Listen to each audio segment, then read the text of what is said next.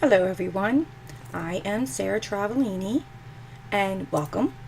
Today I want to share with you a story using various different news articles about an entrapment scheme against George Papadopoulos using various intelligence agencies to create the illusion of Russian involvement in President Trump's campaign.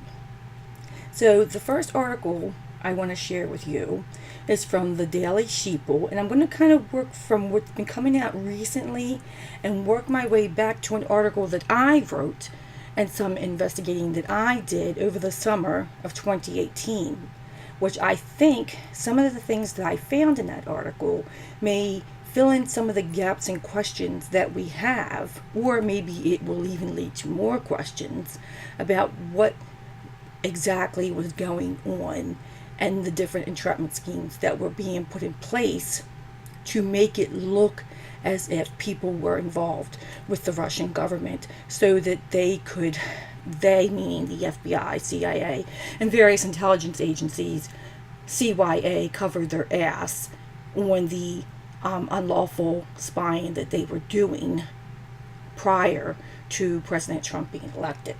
So I'm going to go with here where this one here says, they talk about the FBI task a woman posing as an assistant to longtime FBI informant Stephen Halper to meet with Trump campaign aide George Papadopoulos in London in 2016. So the New York Times revealed that the report confirms long-standing speculation that the woman who operated under the alias Azra Turk, and this is what sparked my attention to the story, and you're going to see the stuff that I found out. I thought to myself, who in the hell is Azra Turk? And if you look for her, you can't find her.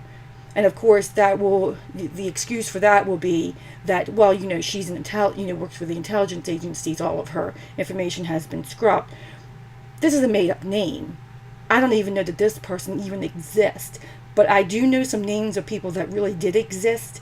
And maybe these people that really did exist are who this alias is representing. And we'll find that, we'll see. But anyway, this alias name, Azra Turk, was part of this government operation to keep tabs on Papadopoulos and the Trump team. But the one question about Turk remains unanswered is, who does she work for? Well, obviously she works for the intelligence agencies, or she's a contractor. That's their bullshit that they like to... That's their way of getting out of being responsible for what they do. And then the contractors get to pretend like they're private companies, that they have rights. That's a little loophole that needs to be closed. But anyway, so no one knows who the hell this person is. It's a made-up name, new story, whatever. So that's what's, that's the new way for them to come out with this. Of course, here's the article. Going back to this bar, and you notice how everything has to do with bar, a drink, women.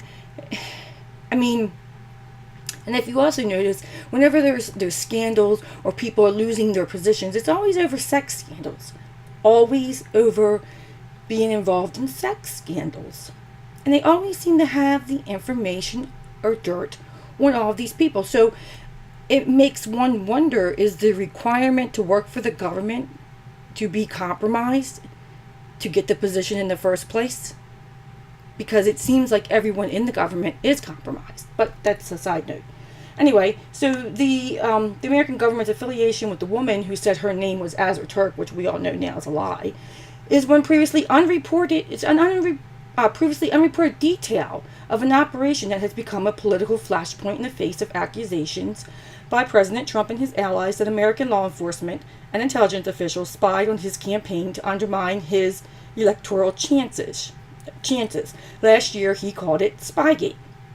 Okay? This name is not real. This person is not real.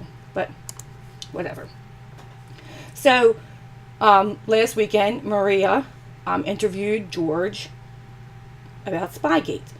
And one of the several interesting interviews today surrounding the predicate for the surveillance of the Trump campaign is this interview with Maria and George. And the FBI claims that their counterintelligence operation, known as Crossfire Hurricane, began in July 2016, which we all know it began in 2015.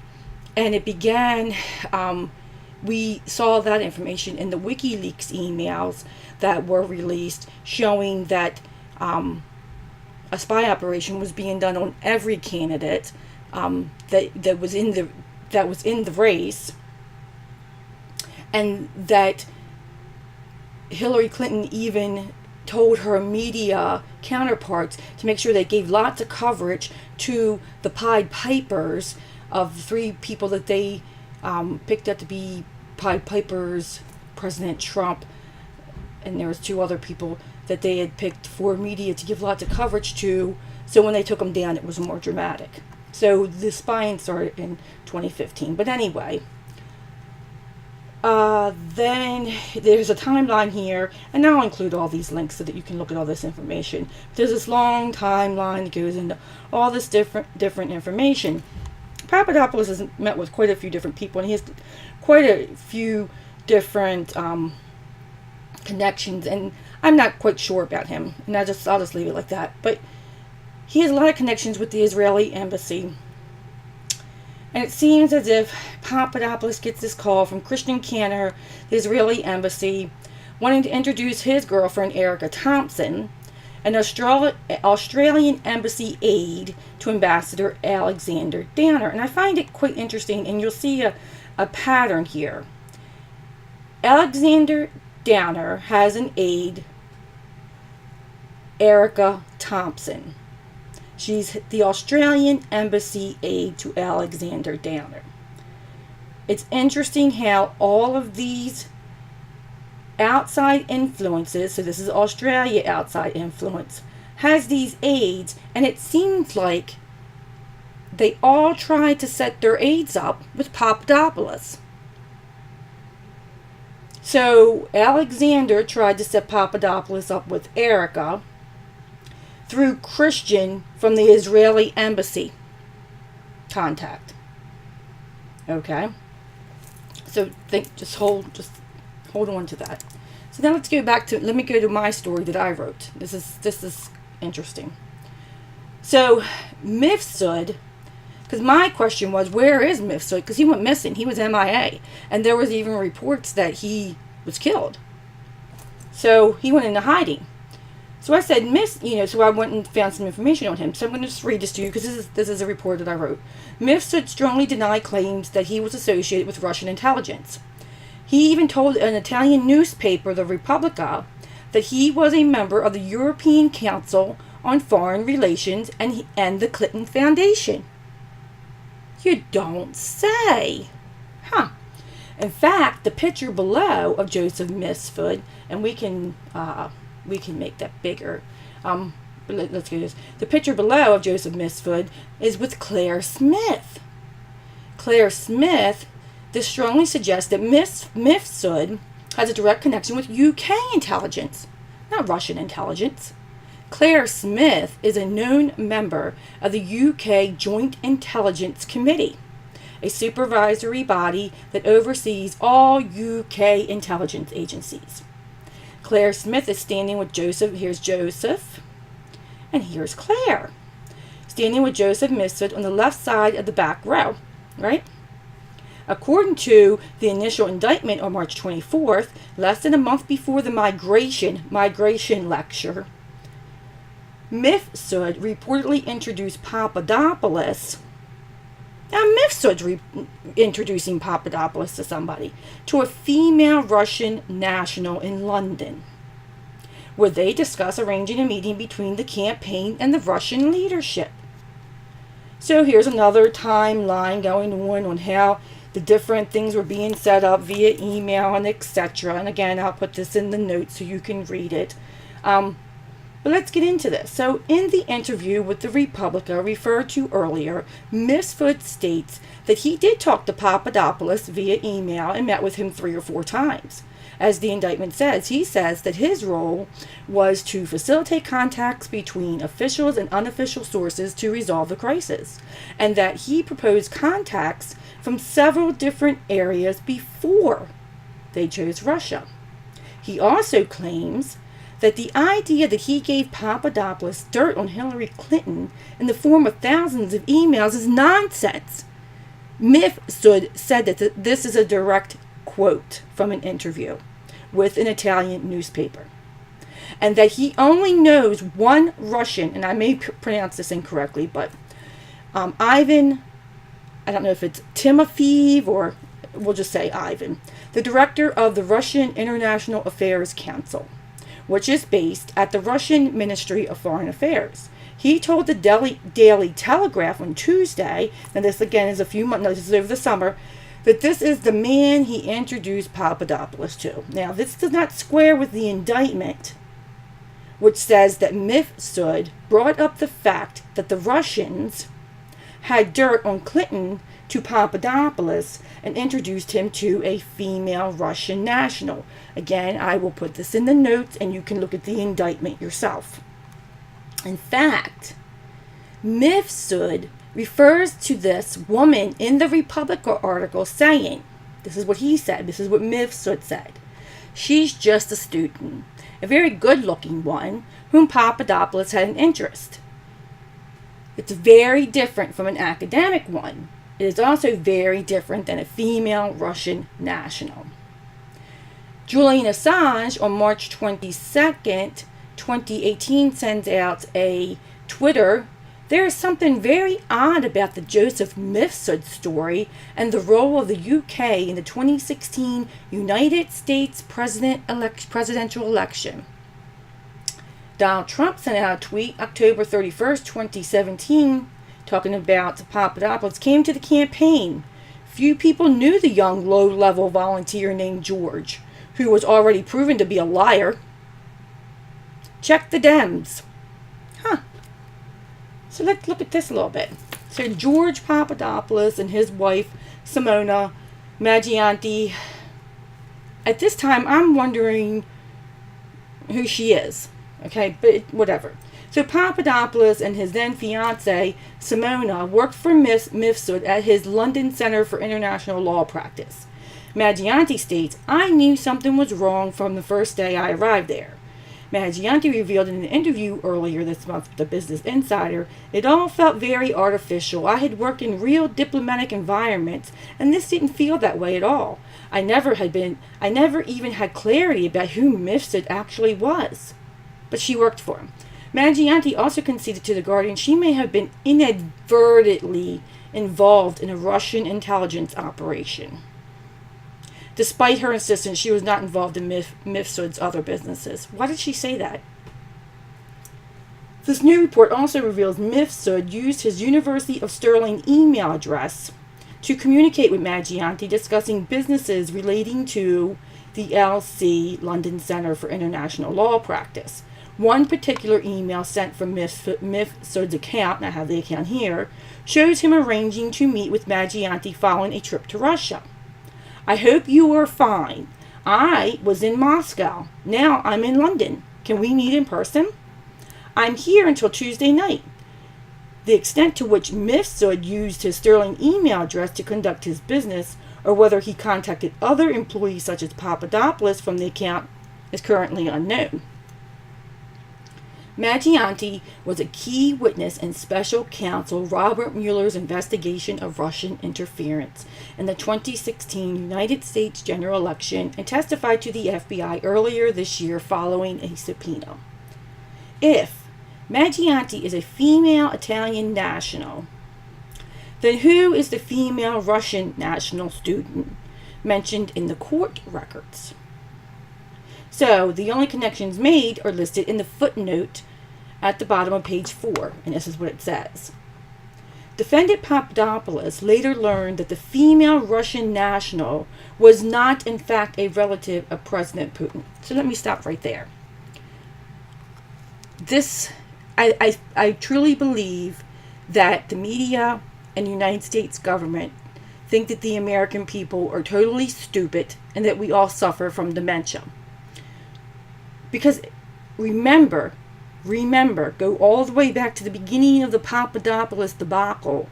And what was the rumor that was going around? The rumor was that Papadopoulos was being set up with Putin's niece. So when you look up Putin's family, he doesn't have a brother or sister. Therefore, He doesn't even have a niece. So therefore, the initial story, bullshit lie story that was initially put out was a lie to begin with, because he doesn't even have a niece. But this is in the actual court papers. They're claiming this bullshit. But anyway. So while defendant Papadopoulos expected that the professor and the female Russian national would introduce him to the Russian ambassador in London, they never did. The indictment only corrects the fact that the female Russian national was not really the relative of President Putin, but, because he doesn't have a niece, but still lists her as a female Russian national. So again, if the female that Papadopoulos is interested in is in fact Maggianti, then who the hell is the female Russian national that worked with Mifsud? Did a female Russian national work with or for Mifsud? So according to another article in the New York Slimes, court documents show Papadopoulos... and let me go back on this a little bit. The New York Times apparently gets a lot of funding from Iran. Why? Are they registered in FARA? Are they registered as a foreign intelligence? Under the foreign whatever it is, where if you are owned by someone that does not live in the United States, you register to let people know that. Oh, and the Washington Post, they get a lot of funding from Saudi Arabia and Qatar. Are they registered as foreign agents? Because people need to know that these newspapers are not writing stories in the American interest. They are being funded by foreign countries, and they have those foreign countries' interest in mind when they're writing their stories, and their editors are approving those stories to be posted. Just something to think about. But anyway, so Papadopoulos repeatedly tried to coordinate a meeting between Trump and the Russian president, Vladimir Putin, or between respective aides or whatever. In fact, the Times states that Mifsud set up the meeting at a London cafe between Mr. Papadopoulos and, now here we get another one, Olga Polanskaya, a young woman from St. Petersburg whom he falsely describes as Mr. Putin's niece. Oh, now we're getting somewhere. So this is the woman that was initially used as the proxy of a niece that was Mr. Putin's niece. So let's see who she is. Miss Polanskaya told the Times in a text message that her English skills are poor, but her emails to Mr. Papadopoulos were largely fluent. We are all very excited by the possibility of a good relationship with Mr. Trump, Miss Polanskaya wrote in one message. So I had to look up, well, where is St. Petersburg in relation to Russia? So according to the encyclopedia, St. Petersburg is the second largest city in Russia and the fourth largest in Europe, behind Moscow, London, and Berlin. So Miss Polanskaya is not even in Moscow. So if she's a student, how is she going to get Papadopoulos a meeting with Russian President Vladimir Putin? Oh, that's right. She's supposed to be Putin's niece. But wait, Putin doesn't have a niece or nephew.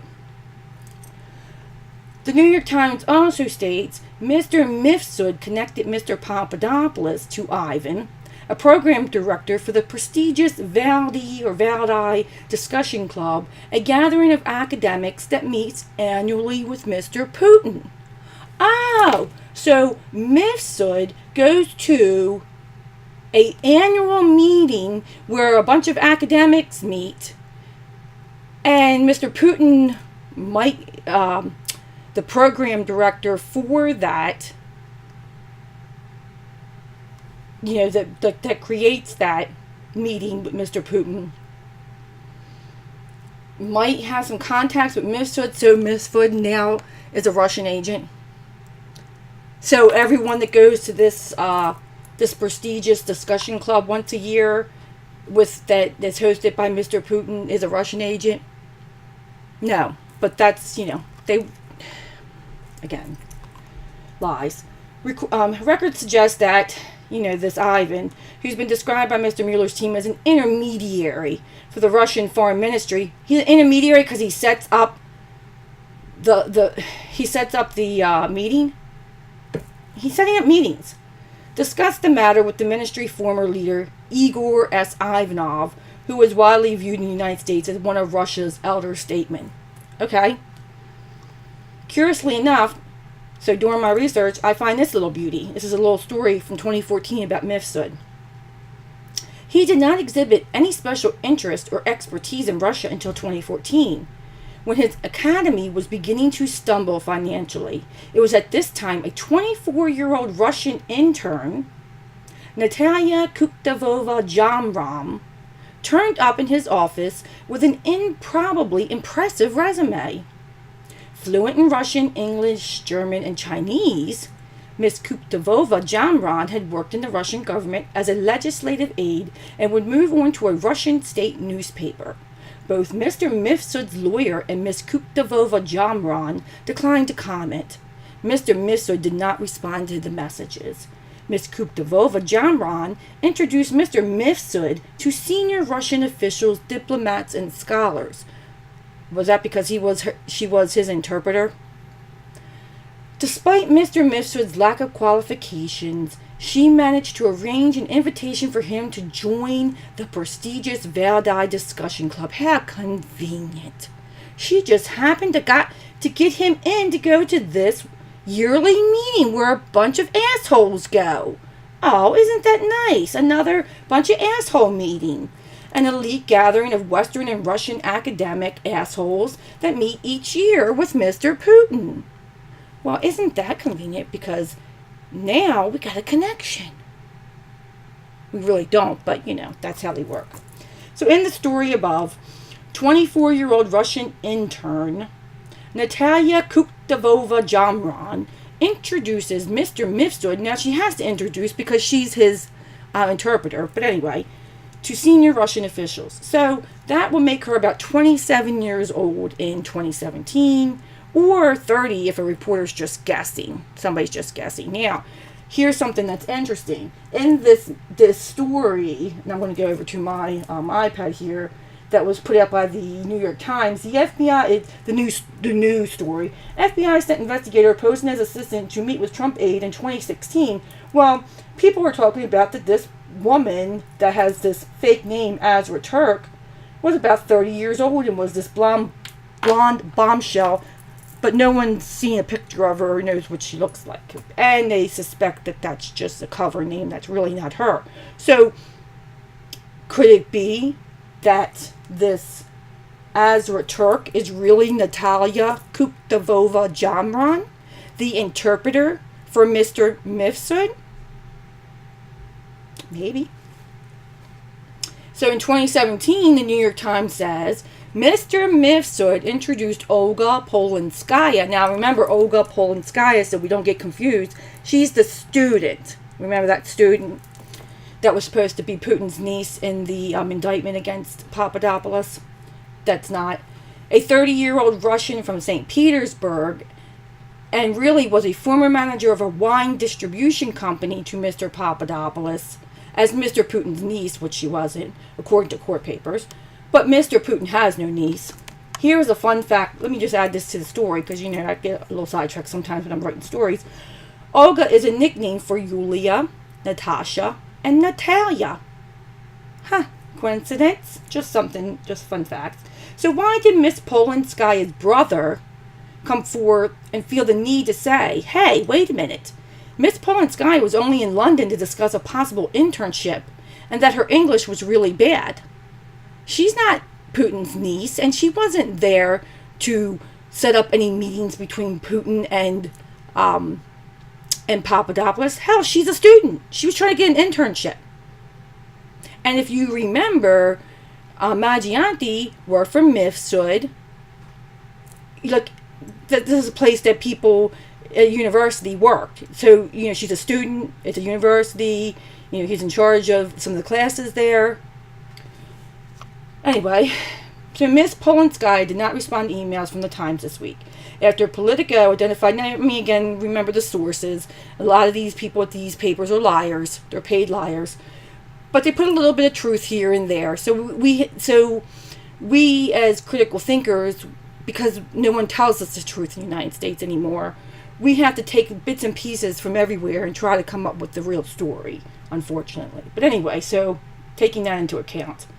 her brother, Sergei Vinogradov, I guess, spoke to the Times on her behalf. And he said she was in London discussing a possible internship with Mr. Mifsud, a friend of hers. The morning before the meeting with Mr. Papadopoulos, he insisted that she had no connections to the Russian government and never portrayed herself as Mr. Putin's niece, despite the court records unsealed by Mr. Mueller.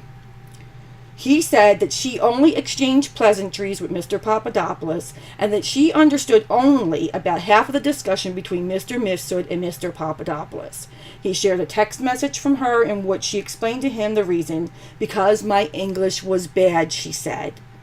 It's totally ridiculous, Mr. Vinogradov said. She's not interested in politics. She can barely tell the difference between Lenin and Stalin. Anyway, so according to the Politico, the court documents describe Miss Polinskaya's maiden name as Vinogradova, which that was her brother's name, only as female Russian national. Mifsud is described only as a professor, but has confirmed to reporters that it's the same person. So he denies being a Russian agent, and he's always denied being a Russian agent. But remember, the reason that they were able to the reason they gave for spying on Papadopoulos was because he was in contact with a Russian agent. But Mifsud said he wasn't a Russian agent, and I think that they could have verified that very well, because remember in the beginning of the story, he worked for British intelligence agencies. He worked for the most elite British intelligence agencies. So it's pretty clear he doesn't work for Russia. So who's Natalia Kuptavova-Jamron? Who could possibly be this Azra Turk that isn't her real name. So when I looked her up, and again, if you look up a lot of these people now, if you go online now, you won't find these people. So I'm glad I wrote the story when I did. This is a picture of her. So this is Natalia Kuptavova-Jamron. And this is Simona. I'm just saying they look a lot alike, except that she's got red hair and she's got blonde. They have the same cheekbones, same nose, but I'm just saying they could, people, everybody has a twin, so whatever. So according to the Google image search for her, she looks a lot like her with brownish reddish hair. So then I looked up Olga Vinogradova, and this was the Facebook pic that came up of her. So this is Olga. This is the student that was from St. Petersburg that was looking for an internship that they tried to use initially to say that she was Putin's niece. Then I looked up Olga Polinskaya and looked up, and I could only find it in this spelt like this. And this, suspiciously, this Facebook pic was taken down. So if you look for it now, it's gone. So, who is Natalia Polinskaya? So then I looked up Natalia Polinskaya, and you get this picture, you get this picture of this person, right? So this person here is a Russian politician, and she serves as the deputy of the state of Duma of Russia. Huh, that's interesting. And she is the prosecutor of the Autonomous Republic of Crimea from March 11th to the 17th of 2014. So when doing a name search for Natalia Polinskaya, the name Natalia Vladimirovna Polinskaya comes up over and over again. So this is very interesting for me, and some may even call it a coincidence, because her name seems to be a combination of all the names used for the Russian national female. Olga Vinogradova, Olga Polinskaya, Natalia Polinskaya, Natalia Vinogradova.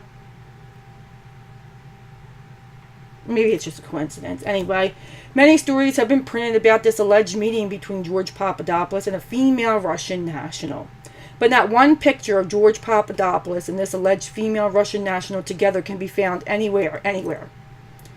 There's numerous pictures of Papadopoulos and Simona all over the internet. If that's even her real name. Coincidence? I don't know. So Professor Joseph Mifsud has not been seen since he resigned from the University of Stirling in December 27th. Initially, it was thought that he was dead. Then they said that he was put into hiding. They feared for his life. So he's in hiding. And at this time I said, is he hiding? Well, yeah, he was hiding. Does the female Russian national even exist?